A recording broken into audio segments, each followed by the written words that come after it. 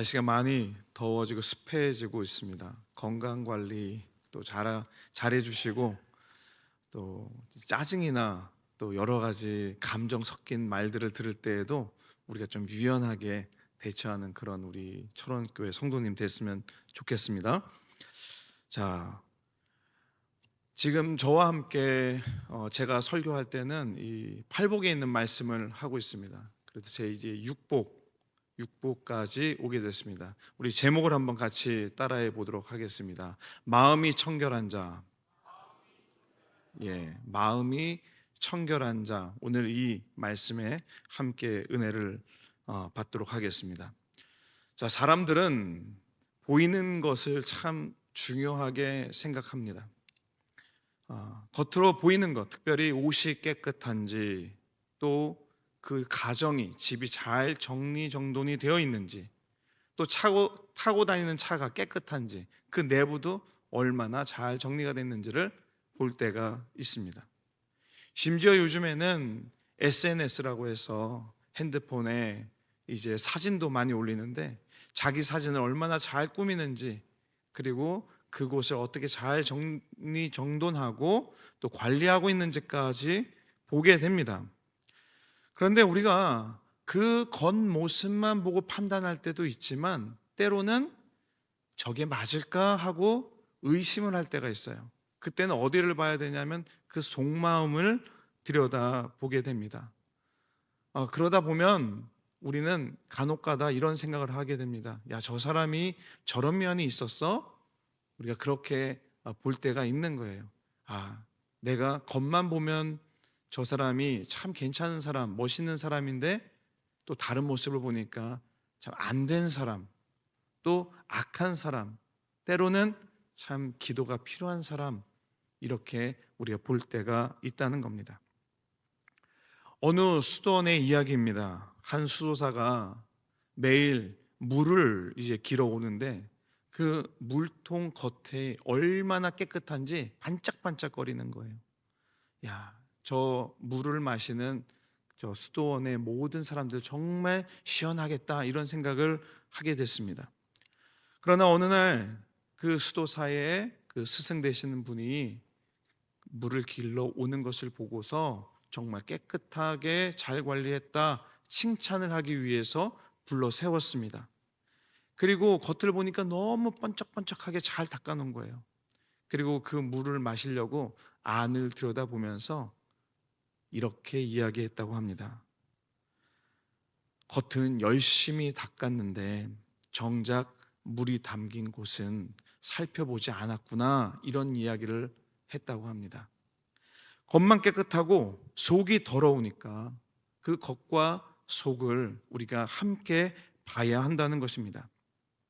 자, 겉으로는 우리가 신앙생활을 잘하는 것처럼 보일 수가 있습니다. 예배도 잘 참석하고 봉사도 하고 기도도 합니다.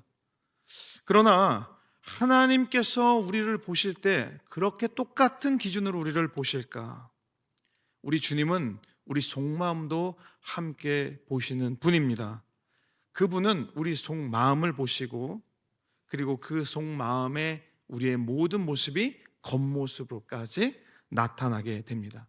그것은 숨길래야 숨길 수가 없는 겁니다. 그래서 오늘 말씀, 마음이 청결한 자는 복이 있다. 한번 따라해 보겠습니다. 마음이 청결한 자는 복이 있다. 오늘 이 말씀 속에서 마음이 청결하다는 건 그럼 뭘까? 그리고 하나님을 본다는 것은 무엇을 말하는 걸까? 이것을 함께 나누고자 합니다. 자, 예수님께서 말씀하신 마음이 청결한 자에서 우리가 처음 살펴봐야 하는 것은 바로 마음입니다. 마음은 헬라어로 카르디아라고 합니다. 카르디아. 자, 이 카르디아라고 하는 것은 마음이 단순히 하나의 감정만을 표현하고 있는 그런 단어가 아닙니다. 그 속에는, 그 마음 속에는 생각과 의지, 욕망, 그리고 무엇을 하고자 하는 그 동기들, 그 사람의 모든 것이 담긴 곳이 바로 마음이라는 겁니다. 동의가 되십니까? 제가 선교를 할 때 우리가 기도를 하면서 이런 기도를 할 때가 있어요. 하나님, 우리가 전심으로 주님을 사랑하고 전심으로 주님을 증거하게 하옵소서 이렇게 기도를 했어요. 그런데 그 전심이라고 하는 말을 제가 사실 한국에서 사용을 할 때는 이 전심이라는 단어에 대해서 크게 생각을 하지 않았습니다. 언어를 공부하는데 전심은 도대체 뭘까?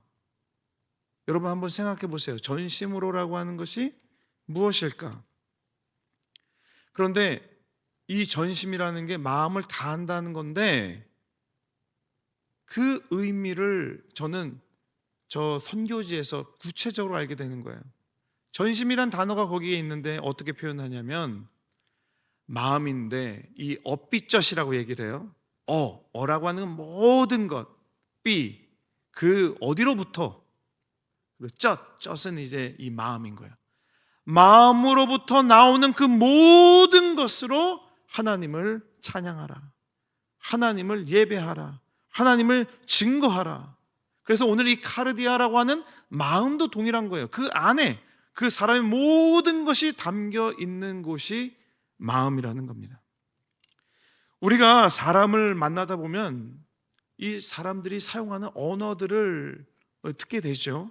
그리고 손짓과 여러 제스처들도 보게 됩니다. 예의가 있는지도 보게 돼요. 유심히 살펴보다 보면 우리는 그런 생각을 합니다. 저 사람은 참 사람이 바르다, 참 좋은 언어를 사용한다, 깨끗하다, 이렇게 생각하고 판단을 합니다.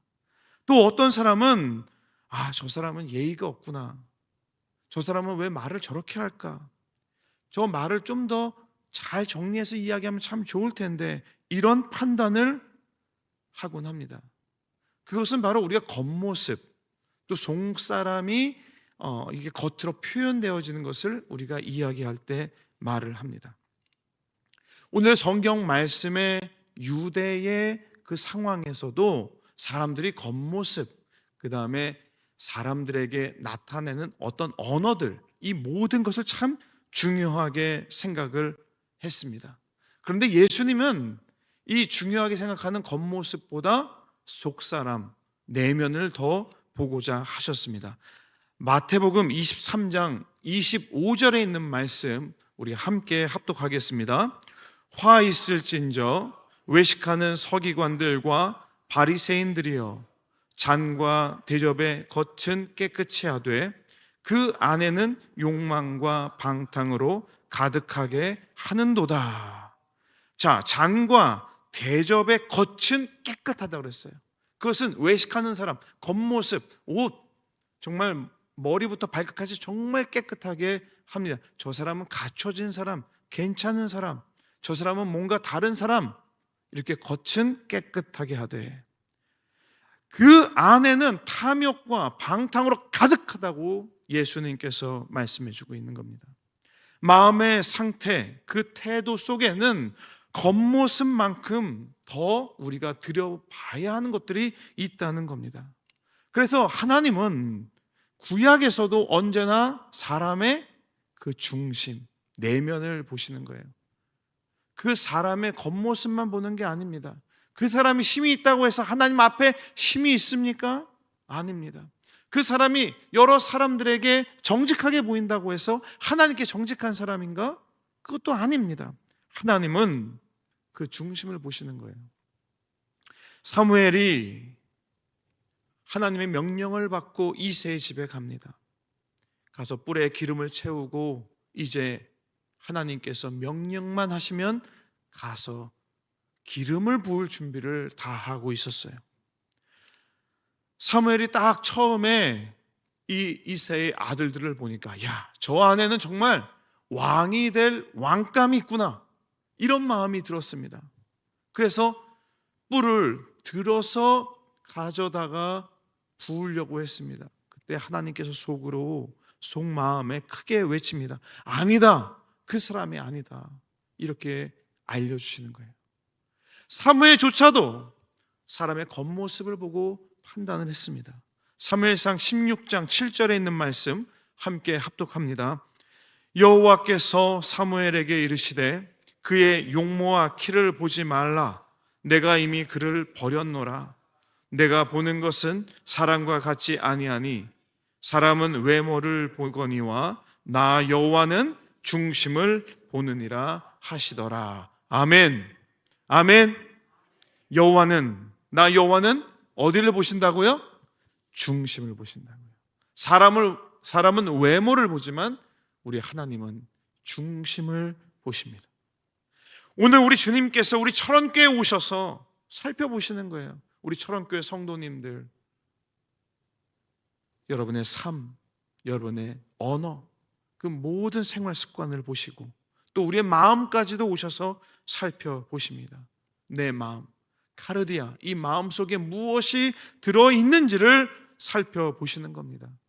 그런 의미에서 우리가 한번 우리 마음에 무엇이 있는가 스스로 질문을 해볼 필요가 있습니다. 나는 사람들에게 보이는 신앙을 추구하고 있는가? 아니면 하나님께 보이는 신앙을 추구하고 있는가? 예배당에서는 거룩하지만 집에서는 분노와 짜증이 가득하지는 않는가? 사람들 앞에서는 겸손하게 보이려고 노력을 하지만 마음속에서는 난 이 정도면 됐어, 괜찮잖아, 교만이 가득 차 있지는 않습니까? 우리 주님은 지금도 우리의 중심에 찾아오셔서 바라보시고 살펴보시고 카르디아, 우리 안에 무엇이 있는지를 확인하기를 원하십니다. 바라건대 우리 모든 철원교회 성도님들 마음의 중심에 예수님이 계시길 축복합니다. 아멘. 아멘 하신 분들은 반드시 그렇게 되는 줄 믿습니다. 네.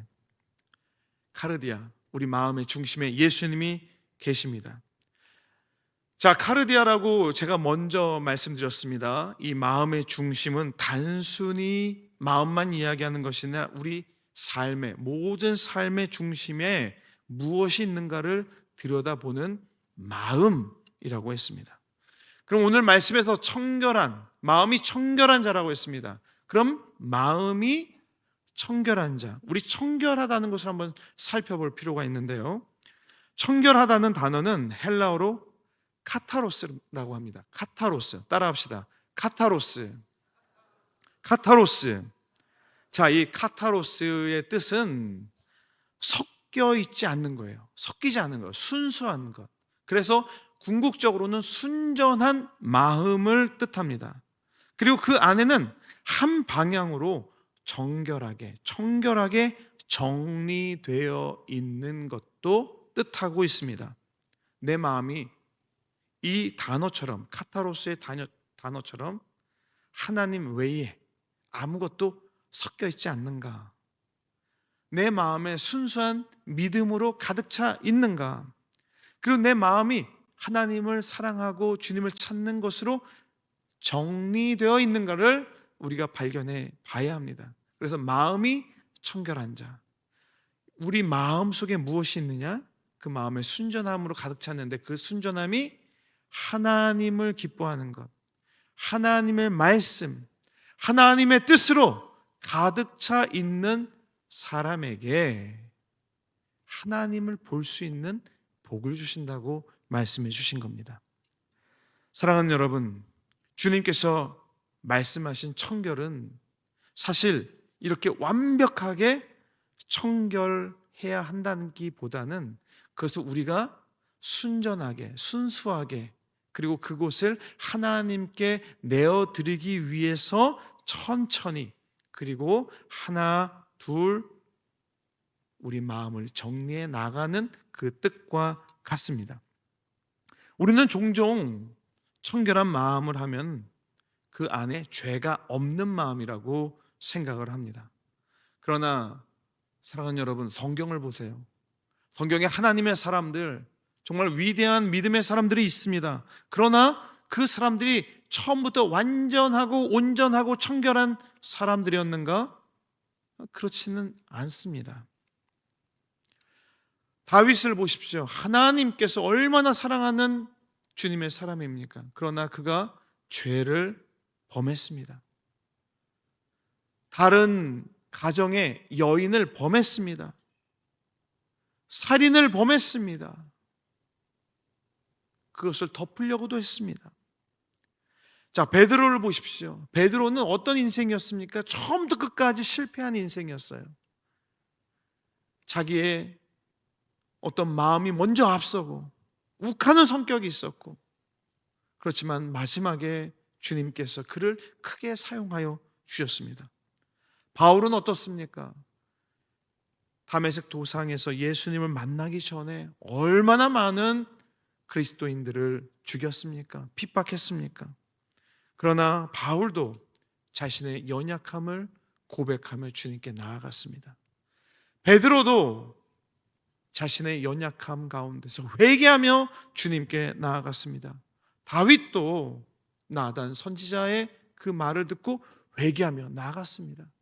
결국 마음이 청결하다는 것은 내가 부족하다는 것을 알고 나는 스스로 청결하게 될 수 있다라는 것이 아니라 하나님의 은혜 가운데 청결하게 될 수 있다, 이 마음으로 주님께 나아가는 사람, 그 사람에게 청결한 마음 주님께서 허락해 주시는 줄 믿으시기 바랍니다.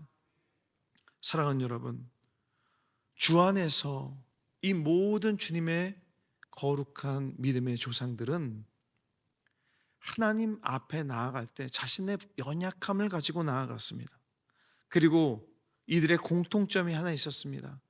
그것은 회개하면서 나아갔고 하나님을 향해 있었습니다. 할렐루야.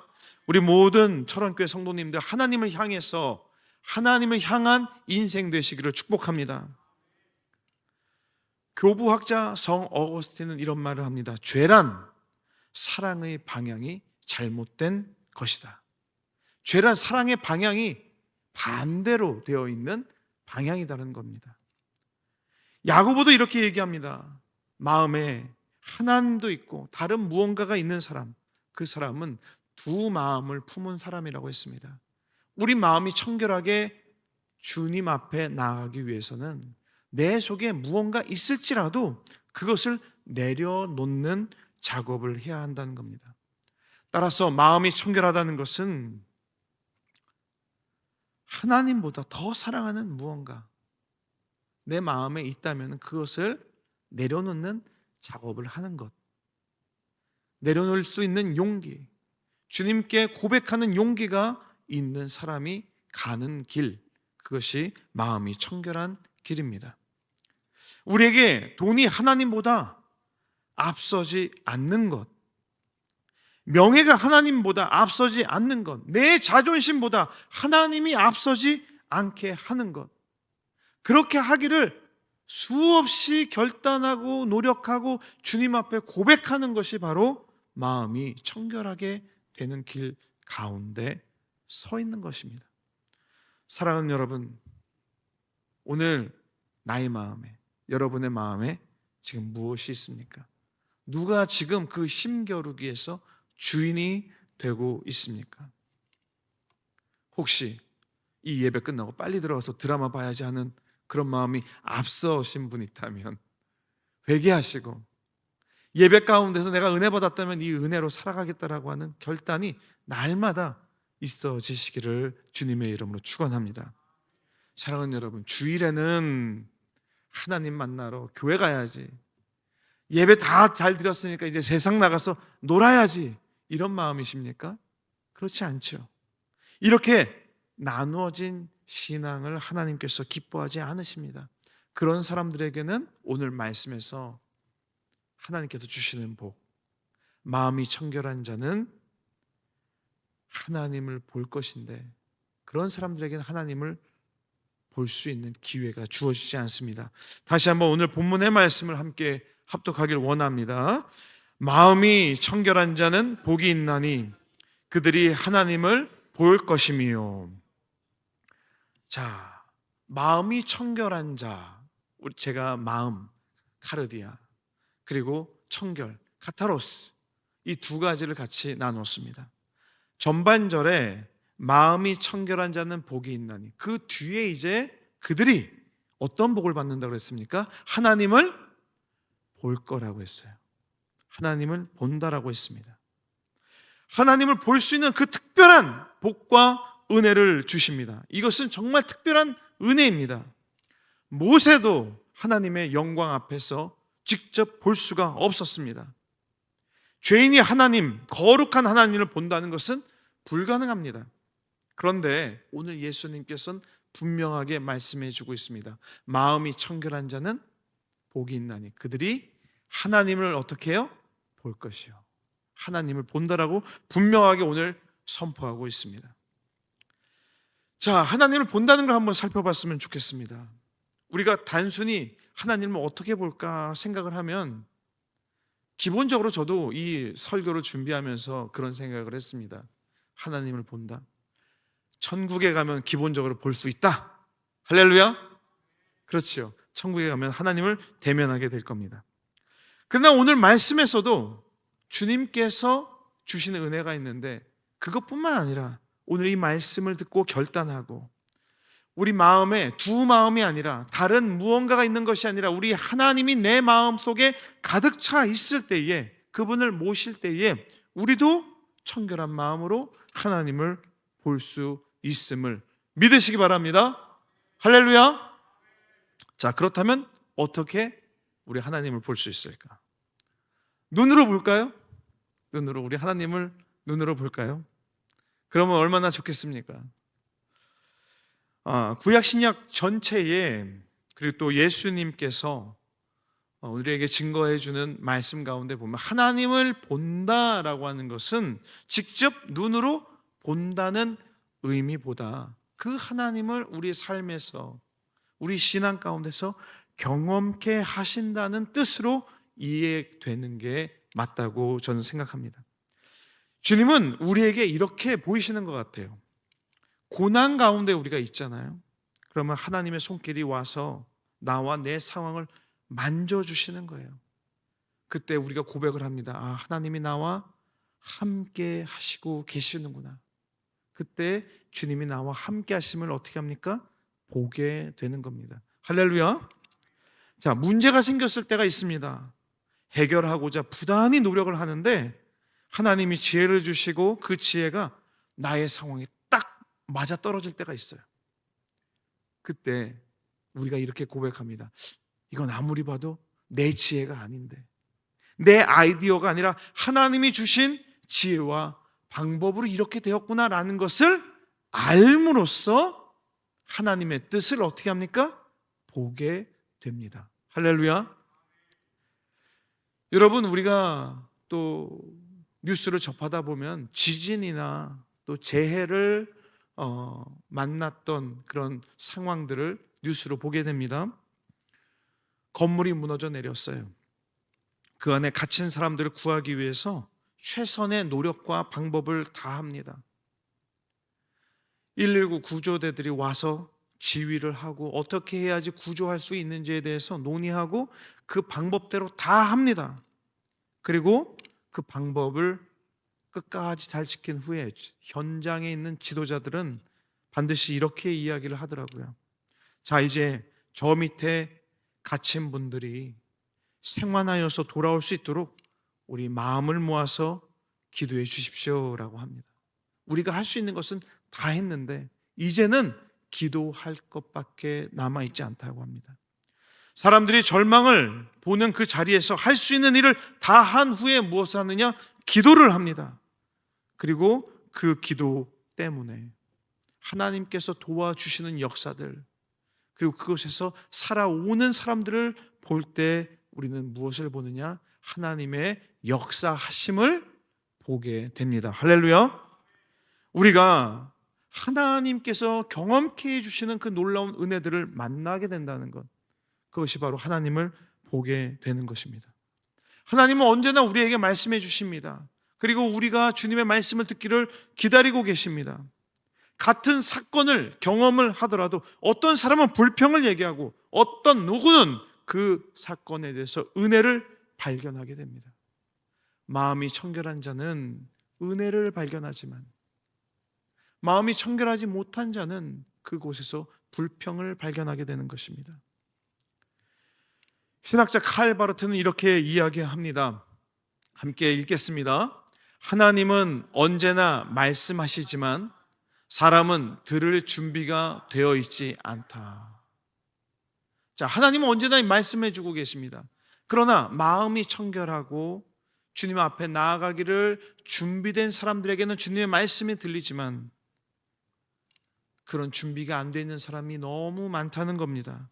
우리의 마음의 자세가 중요하다는 겁니다. 듣고자 하는 사람과 듣지 않으려고 하는 사람이 너무나 다르다는 말씀을 오늘 해주고 계시는 겁니다.